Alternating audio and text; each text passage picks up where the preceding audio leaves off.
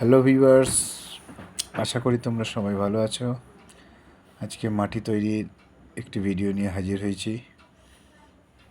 Bougainvillea গাছের high blooming করার জন্য বা যে কোনো নতুন চারা গাছকে রিপোর্টিং করার জন্য এই ধরনের মাটি আমি প্রস্তুত করে থাকি। কোন বিশেষজ্ঞরা কি করে আমি জানি না, তবে আমি যেটা করে থাকি সেটাই তোমাদের বলছি।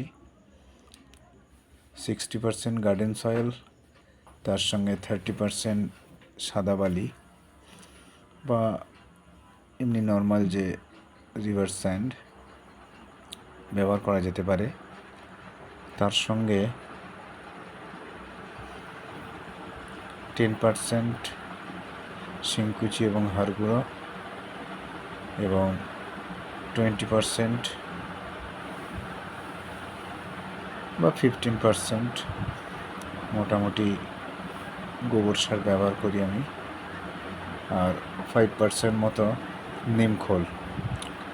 চাইলে 1 চামচ মতো ফাঙ্গিসাইডও তোমরা ইউজ করতে পারো।